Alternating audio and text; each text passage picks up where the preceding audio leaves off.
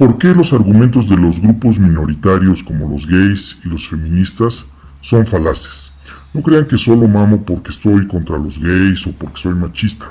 De hecho, estoy a favor de que cada persona pueda vivir su sexualidad con la más responsable de las libertades mientras con ello no lastime a nadie. En resumen, que no vayan en contra del libre desarrollo de la personalidad de otro ser humano. Por supuesto que no lastimen a niños ni adultos mayores que pudieran no estar bien de sus facultades o personas con discapacidad. Y estoy en contra totalmente del maltrato de una persona a otra, ya sea hombre o mujer, sin distingo de sexo. Creo que el feminismo es irracional, pero creo que el machismo es altamente destructivo. Y es más que pendejo, es altamente dañino, primitivo, estúpido y lastima a mujeres y a los pendejos que se sienten superiores que las mujeres y que creen que ellas están para servirles. Lo que me parece provocador, agresivo y violento es que estos grupos organizados tengan objetivos no de igualdad y de defensa de derechos humanos, sino de ir en contra de lo establecido, de lastimar la estructura social y de ir contra el sentido común que hoy está muy debilitado. Es decir, que estos grupos, además de tener entre sus filas a los pendejos que son carne de cañón y que se lanzan a la calle a hacer desmadres, hay otros, y sobre todo otras pseudointelectuales, que hablan como verduleros y carretoneros, peor que yo, y que gritan e imponen sus sofismas y no permiten discrepancias, porque entonces te conviertes en enemigo, en violento y en agresor opositor de su justiciera lucha. Te tachan de todo. Eres lo peor y si te rebajas a su nivel de discusión y criterio pendejo, arbitrario y falaz, te señalan como un retrógrada, patán o patana, porque su ataque no es a hombres, sino a quienes simple y llanamente no piensan como ellos. Les voy a dar 5 ejemplos de lo que les estoy diciendo. El primero, modificar esquemas que han mantenido a la sociedad de manera pacífica, que solo han sido instituciones, como lo es el contrato de matrimonio, que hoy jurídicamente lo han modificado, o sea que al parecer han logrado que los congresos legislativos estén al contentillo de estos grupos. Eso no es tan difícil lograrlo, pues los legisladores son de las personas que más ignoran el espíritu de la ley y la justicia, no tienen una formación filosófica ni jurídica, son politiqueros. La verdad es que la gran mayoría son ignorantes y bien pendejos. Pero el argumento de decir que es una falacia jurídica es que las instituciones legales se van creando para responder a la sociedad y a las comunidades, brindar seguridad jurídica y tienen una esencia. Si nos vamos a la lógica, la esencia es lo que hace que una entidad, una cosa sea eso y no otra. ¿Sí? Es lo que lo hace ser eso. El matrimonio es un acto jurídico que lo distingue de otros porque es donde se cimienta en primer lugar la procreación. Es un hecho biológico sine qua non, el género humano no existiría. Y en segundo lugar, la ayuda de la pareja, y luego de su descendencia por la existencia. Dos objetivos esenciales y hoy eliminaron el principal, en lugar de fortalecer la sociedad de convivencia como una nueva institución jurídica innovadora. ¿Por qué lo hacen? Por lastimar a la comunidad. Segunda falacia. La postura de la autopercepción. Si mi autopercepción es de que soy una niña de 13 años de edad, aunque sea un hombre de 40, si tengo cópula sexual con un chico de 18, lo deberán acusar y procesar por violación equiparada, porque la violación equiparada se comete por una persona mayor de edad en contra de otra menor de 14 años, al tener cópula sexual por vía vaginal o rectal, o por la introducción de objeto símil al pene, o por introducir el pene en la boca de la víctima. Sería un verdadero y auténtico absurdo, pero eso es lo que señalan estos grupos, y la ley lo avala, es decir, que sus postulados ya están rebasando la lógica y por lo tanto se generan este tipo de falacias. Siguiendo con este mismo punto, pongámoslo más sencillo.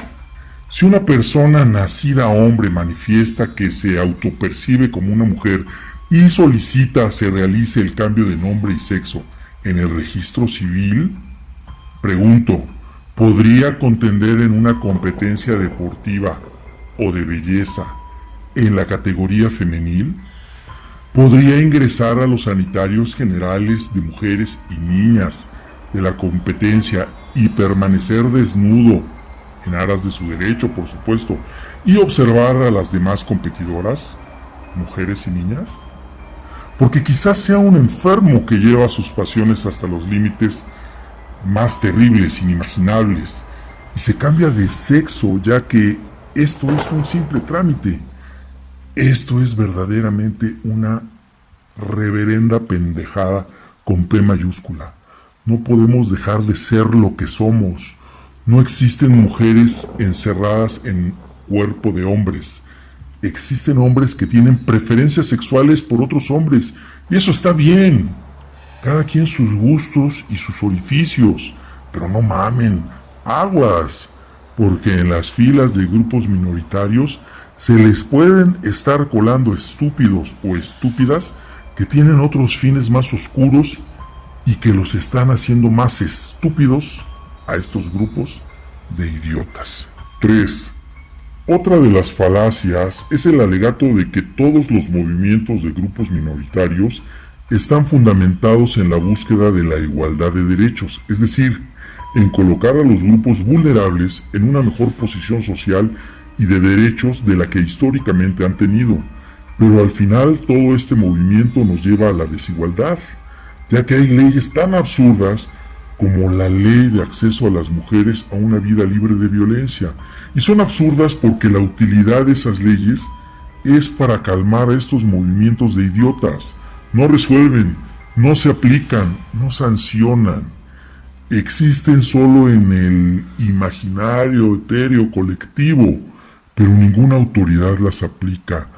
Solo sirven para ser referente en congresos feministas y dar a tole con el dedo, pero además, al final estas leyes especiales acentúan la diferencia entre grupos, es decir, que en aras de la igualdad estamos haciendo leyes y políticas públicas especiales para niños, niñas, para mujeres, para ancianos, para personas con discapacidad, etcétera, etcétera. Por lo tanto, hacemos e institucionalizamos las diferencias en lugar de zanjarlas, en lugar de fortalecer las coincidencias y trabajar por mejorar la cultura del respeto. Cuarta falacia. Los grupos minoritarios no representan a la totalidad del grupo minoritario al que dicen representar. O sea que ya hablar de las mujeres, de los hombres, de los ancianos, de los discapacitados, de la niñez, significa atomizar y diferenciar a las sociedades, como ya lo hemos señalado antes. Es decir, hacer minorías, pero además, por ejemplo, las feministas no son voz de todas las mujeres, pues una gran mayoría de las mujeres no está de acuerdo con los postulados feministas, y menos los radicales. Hay mujeres conservadoras, pero además dentro de las feministas hay liberales, hay feministas socialistas, progresistas, radicales, etcétera, etcétera, etcétera.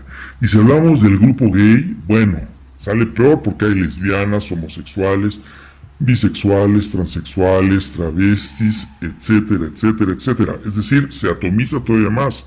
Y en una democracia resulta que la voz de la mayoría debe ser la voz que dicte leyes y políticas. Pero esto no es así. Son las minorías de las minorías las que están dictando leyes y políticas, pero ojalá fuera en beneficio de todos. No, ya que ni siquiera es beneficio de ellos mismos, ya que los nuevos esquemas legales no han podido frenar el machismo, ni la pinche desigualdad. Pero además, ¿quién habla por la niñez?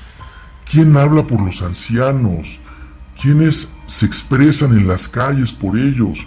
Por las personas con discapacidad, ¿quién sale y habla por ellos? Porque ellos no salen a hacer desmadres y no violentan a la ciudadanía como si lo hacen los otros grupos. Ahí está otra pinche falacia. Quinta y última falacia. Otros que de plano se perdieron en el planeta de la pendejez y no entran al concurso del más pendejo porque lo pierden precisamente por pendejos, son los que consideran que los animales tienen derechos y debemos respetarlos. Eso va en contra de la naturaleza, ya que si consideramos a los animales como iguales, seríamos caníbales o estaría mal matar una cucaracha, una mosca, un mosco. Pues si el argumento es el respeto a la vida, plantas y animales, incluso moscas, moscos, cucarachas, tienen vida y no podríamos ni cosechar ni matar animales para comer, ni tampoco comer a los animales que mueren de manera natural o enfermos, pues lastimaríamos el derecho de los de su especie al no guardar respeto por sus cadáveres. Lo cierto es que el derecho deja claro el problema. Todo quien tiene derechos tiene obligaciones. Así que si los animales tienen derechos, alguien que les avise que tienen un sistema de obligaciones. No mamen, eso no quiere decir que abusemos de la naturaleza y que lastimemos por placer animales o que explotemos al planeta como imbéciles.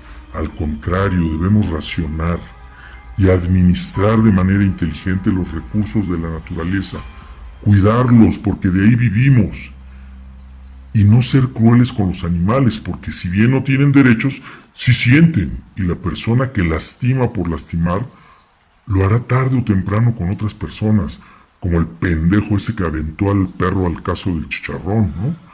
Pero la diferencia es clara.